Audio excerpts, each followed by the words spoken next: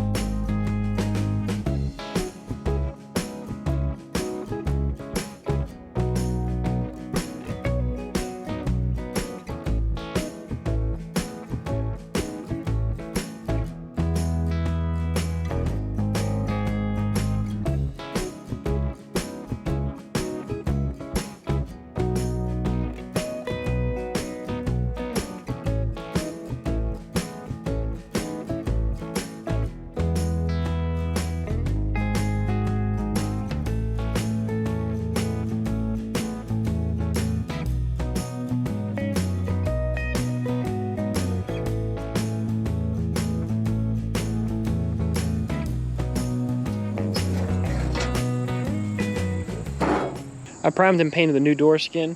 We got the old door skin off, and you can see there's a good bit of surface rust in here, so I'm going to use a flap wheel and a couple other sanders to go in here, knock off all the rust.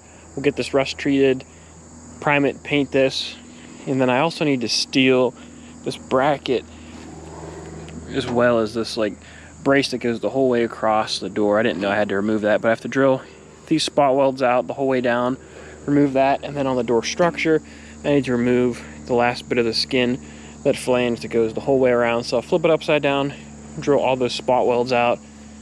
Need to drill a couple holes here for that brace, and we'll be able to get this thing welded back together.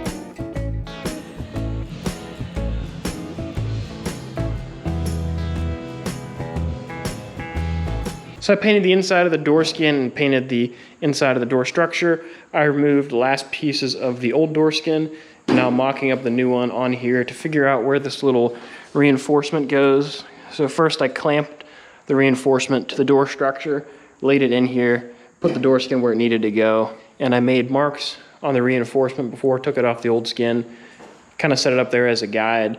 So now I have it all clamped in place, and I'm going to take the skin off, weld the reinforcement to the skin, and then we can work on hammering over the door skin onto the door structure, which that'll take a minute to do. That should be fun. And I had a little bit of door damage to fix right here. There's just a small little wrinkle. I just need to finish this up before I hammer it on, and then this thing should be good to go. Once we hammer it over, we'll plug weld it, and this door will be done.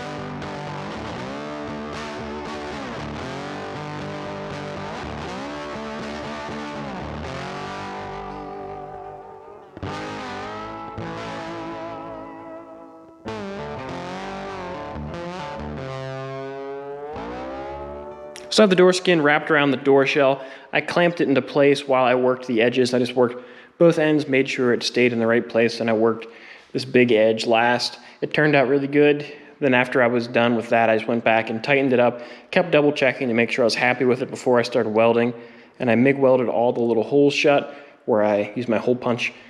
So plugged all those, ground it down. It still needs a little bit of fine tuning just around some of the welds just to clean it up, but it turned out really nice. The job's pretty easy whenever you use the right tools. So I used a door skin hammer, which it's funny looking, but it's really nice to get into these weird areas, you know, where you can't normally get a big hammer. So this has two ends, which is really nice. It'd be a little tricky to get this in here, but it's good to have just a regular body hammer and the door skinning hammer. Bought both these from Martin. They worked out really well, so I highly recommend those tools. But overall, it was a pretty simple install. Just got to take your time, make sure you don't damage anything, make sure you get the fit right. You just got to get the prep. And this area, you needed to do a lot of stretching just for the way this is shaped. So the flange was pretty much out here. You just had to keep working it from the edges. I had this whole flange done. Then I focused on this area last, just wrapping it over, made sure I stretched in this area a good bit. Didn't want to kink the other side, but it seemed to turn out fine. Whenever you have bare metal that you want to treat, like the inside of this door shell, you want to use some Eastwood Fast Etch. This stuff works really, really well. You can see that I just wiped some on the door shell and it brightened this metal up. This fender on the car was super hazy. My dad went and scuffed it and then put this stuff on it that removed all the rust and puts a zinc coating on top.